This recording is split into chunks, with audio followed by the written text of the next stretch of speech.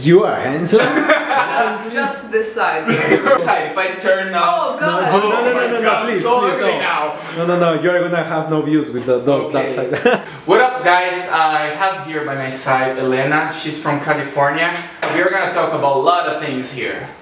A lot of things. A lot of things. I would like to start with something that translating literally from Portuguese into English, it would be like something similar to hit the ball fast game, okay? I'm gonna say a word or an object or a place, and then you say the first thing that comes to your mind, okay? But it's fast. Okay. I'm gonna think fast, okay? Got me? Right. Harry Potter. And the Prisoner of Azkaban. Okay. Religion. Church. Church, alright. Creed, like the band. I was about to say band. With arms wide open. Arms wide open. What? With arms wide open. Okay. I like this song. Okay, Acre. Acme? Acre. Acme, the Yes. city? I don't know, say something. I think it's a city. Okay. A city. Like, not Acme. Acre. Acme. Yeah, I think it's like a city. Okay, so the word would be? City? MC Catra. Never heard of him, but I'm assuming Brazilian DJ. Almost, alright. Sounds like I mean, MC kind of gives it away. And the way you said it, Cotra. Okay, a movie. Film? But you don't think of like some movie. Harry Potter? A place. Brazil. Okay, maybe she's lying. Well, we're in Brazil. Oh, right. This is the most obvious place. A band. No doubt. What? No doubt. No doubt. I'll explain later. Is that a band? Yes, you're too young. Okay. I have another old person here in the background. Her boyfriend is over there. And he's 32. 32 years. 31. No, 31. 31. And he knows about No Doubt. Segundo a pensadora contemporânea Valesca Popozuda, se bater de frente é só tiro, porrada e bomba, é só beijinho no ombro, é recalque ou é o show das poderosas? Não tenho certeza que a gente pergunta. That was like the goal. That doesn't sound like something a pensador would say. É só tiro, porrada e bomba. Yeah. It's a quote of a singer, like a funk singer. Oh. Yeah. So tell me a little bit about your story. So you grew up in California, right? And then you moved to Michigan? Yes. How was that? So I generally say I'm from California because I was born there and then I lived there from when I was 5 till when I was 18. But after I was born, then my family moved to Boston and Germany. But then we moved back to California and I went to elementary school, middle school, high school there. And then I went to college in Washington, D.C. And then I did my master's in Mexico. And in the time that I was in Mexico, my parents moved to Michigan, which is where my dad is from. Alright. So then I went to live with them in Michigan, but I didn't like it. It was very cold and I didn't have a very good job there. And I got a better job in Mexico. So I went there to work and then I just ended up working for a couple of years and then lived there for 7 years in total. How old were you when you moved To where? to Michigan? 25? 25? Are you sure? Because you were like... It was 2014. Okay. So 4 years ago? 4 years ago. 2013. Oh. 2013, 2014. You were 25. 25. But you haven't been for a long time living there? No, I haven't been there. Okay. Are you enjoying the acai? Yes. Okay. So I just wanted to say something because acai was a big deal in the United States like 10 years ago. And I didn't understand it because it's just like frozen blueberries or something. It's not that special. Okay. But what I did learn here is that you have to mix it with stuff like powdered milk, condensed milk, I don't know what else. There's some other syrup that you put. Yeah, like M&M's? M&M's? Okay. Because in the US they sell it as something like super healthy, but it's not healthy. it's just sugar. But it gives you energy, which is, which is the claim. Everybody's like, the essay gives you energy, but like the toppings, no, not at all. So anyways, I'm sick right now. I apologize if my throat is kind of scratchy, which is that's why she cannot drink. I'm not drinking, but I'm gonna get very drunk on acai. Oh yeah. Okay. So tell me something. The parties in US, are they really like they show at the movies?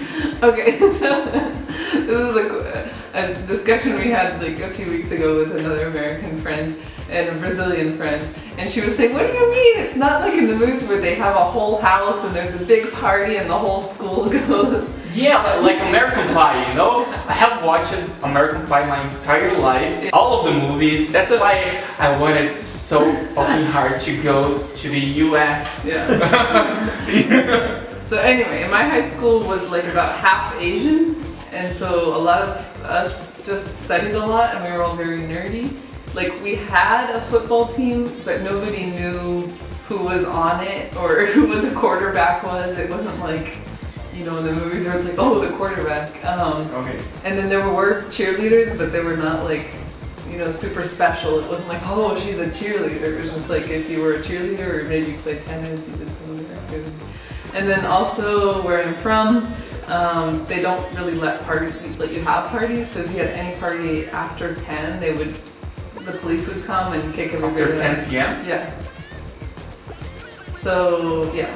So we would mostly just then like go to a restaurant, like an In-N-Out or like a fast food restaurant and just sit around and talk.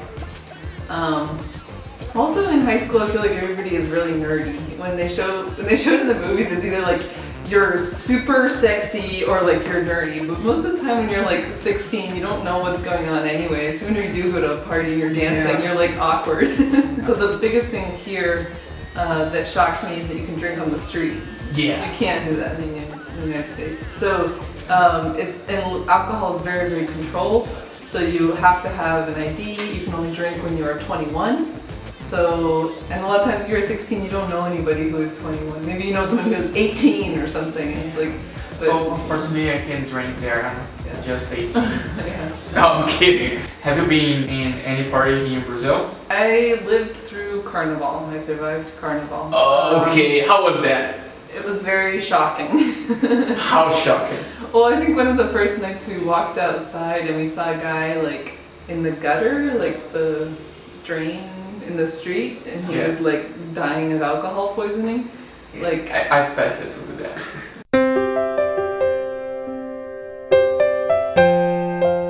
But like he was like laying like all covered in vomit, like the like the dirty water like running. He was like in the drain, like the street gutter. Oh my god. His two friends were like trying to wake him up and he wasn't waking up. And so we were like, you should call an ambulance. And they said, yeah, we already called the ambulance. So yeah. that was that. I want to show you some Brazilian rap. Yes, I got my glasses on. Okay. How's the Portuguese going, by the way? Eu acho que bem. Okay. I got the accent down. A lua cheia, clarinhas ruas do capão. Acima de nós, só Deus humilde. Pay attention, because you're gonna sing. Mulher e muito som, vinho branco para todos, o advogado bom. Have you heard it? This song? Tá de fuder, dessa think I have heard it. rolê, vou fazer On the street. Okay, Carnival. It's one of the most known raps here in Brazil. Vai perfumando o ar, mesmo chefe, no lado sul do mapa, sempre ouvindo rap, pra alegar rapa nas ruas. No laughing. I'm already laughing. A lua cheia, claras as ruas de Capão. Acima de nós, sou Deus, sou meu DNA. Não? Saúde, mulher e muito som. Vinho branco para tudo, sou advogado bom. Esse frio tá de poder. Terça-feira é Queen de rolê, vou fazer o quê? Nunca mudo nem nunca mudará. O cheiro de fogueira vai perfumando o ar. Mesmo céu, mesmo ser no lado sul do mapa. Sempre vendo rap para alegar a rapa. Nas ruas do sul, eles me chamam Brown. Maldito vagabundo, mente criminal. Okay. O quê? Okay. So anyway, you were really great. It's good. The flow helps it out. Yeah, like. If you have the flow, then you just. Okay. So what do you do for a living?